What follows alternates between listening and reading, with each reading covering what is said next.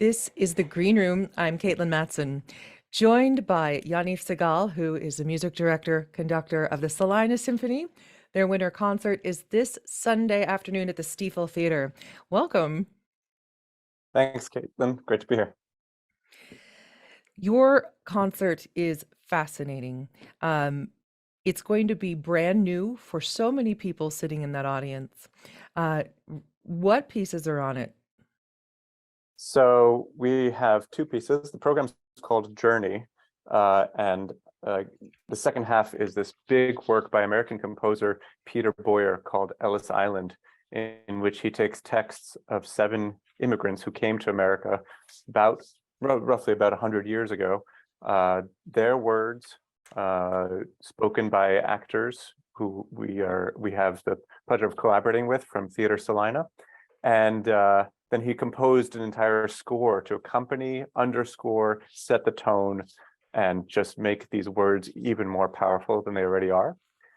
So we knew we were going to perform this big work about immigration, and what I ended up doing for the first half to precede this is to program a symphony by a Polish woman whose name was Grażyna Bacewicz, and the piece, the symphony of hers, was written in 1952.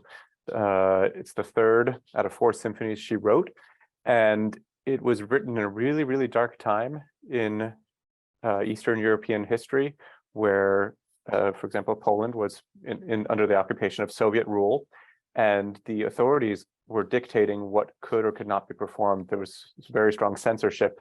And this work was one of those works declared by the Soviet authorities as formalist, meaning it didn't adhere to the ideals that music should be.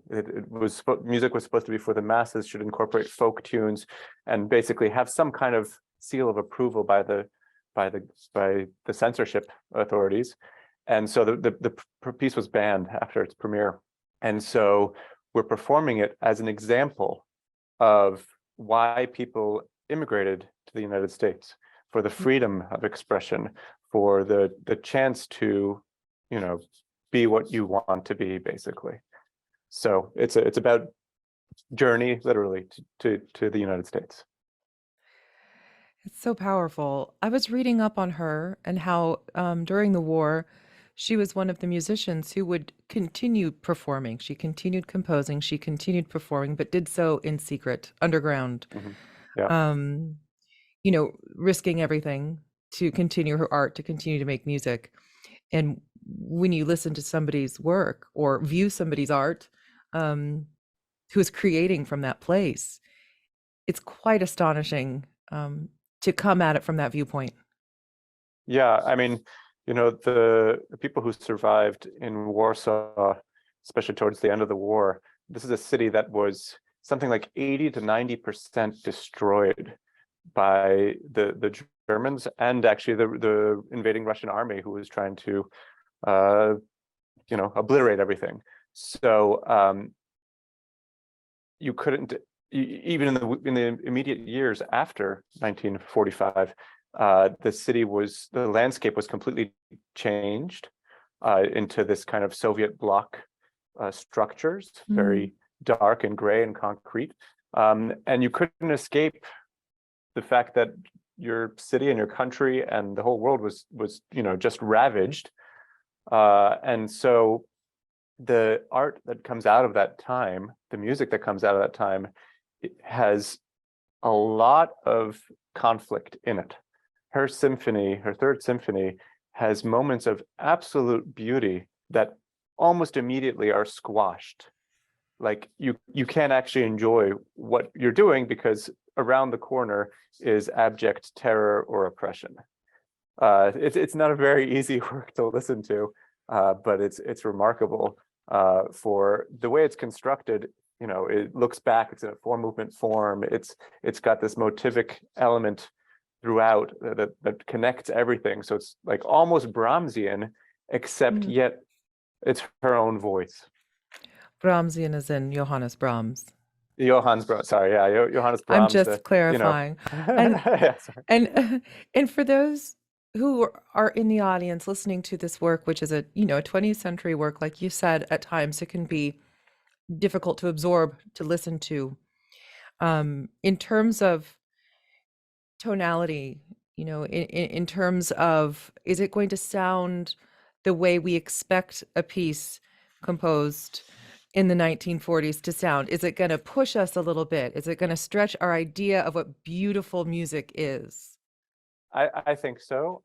It is not strictly atonal, the way that some of the middle century composers were heading. Batsevich studied with Boulanger in Paris, who was, Nadia Boulanger was this seminal figure in classical music who taught people like Copland or Piazzolla from Argentina, and even Batsevich. So Batsevich's voice, especially in some of her more popular works, is actually what we would consider neoclassical. So taking the elements of earlier classical music and infusing them with modern takes. So she achieves a lot of harmonic unity, but a lot of the jarring sounds she comes up with is because she's actually putting two chords against each other, like bitonality, which we hear in Stravinsky's music. So if you eliminated half of the people playing, they'd be playing in one key while the others are playing in another key. And so it's not exactly atonal, or it's very chromatic, but it's like, the notes are literally conflicting with each other. We're going to hear a bit of her music. This is not specifically her third symphony, which is what the Salina Symphony is playing on Sunday. We're going to hear one of her works, the finale for her concerto for orchestra. This is a work of hers composed in 1962. It is a recording put out by the Warsaw National Philharmonic Orchestra. The composer's name, again, Grażyna Batsevich. Say that for me one more time. Oh, I get a thumbs up. Yeah, that was great. Grażyna Batsevich. Grażyna Batsevich. That's the name. Bacewicz.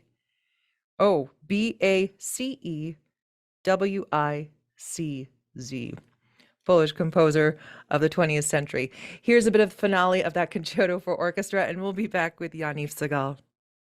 The music of 20th century Polish composer Grażyna Batsevich. Her third symphony programmed with the Salina Symphony for this Sunday afternoon, their winter concert titled Journey. It begins at 4:00. It is presented in partnership with Theater Salina, and we'll get into why exactly that is in just a moment with Yaniv Segal. But you can get tickets at salinasymphony.org or the Stiefel Theater as well. Again, that is this Sunday at 4:00. So moving on to the second half of the program, tell us about Ellis Island and Peter Boyd. Peter Boyer, yeah. So Peter is a very accomplished American composer who's worked in classical music, in kind of in the film industry as well, and on the stage. And so he has a real gift for setting the tone. If you think about somebody who can work in the film industry, what they do is capture the essence or emotion of something through music in very short order. So this piece called Ellis Island, which was written around 2001,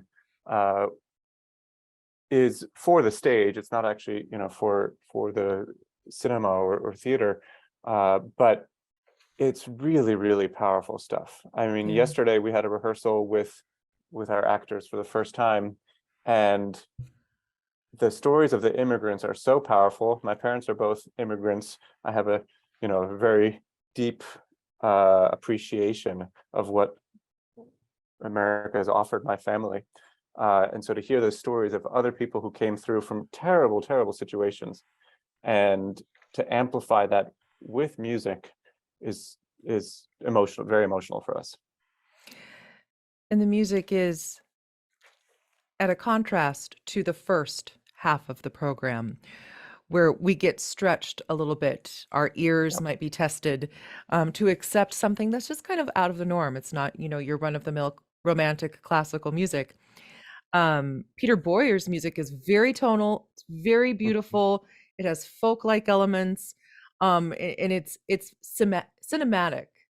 Yeah, and I mean, there's there certainly are scary moments, when you're trying to describe why people escaped pogroms or slaughter in World War II.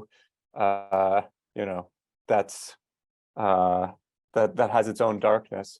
But the themes that he writes for kind of the heroic nature of America, as well as the serenity and noble nature of the Statue of Liberty, and what that meant to so many people coming in by boat after harrowing journeys, he makes it very, very beautiful. Yeah.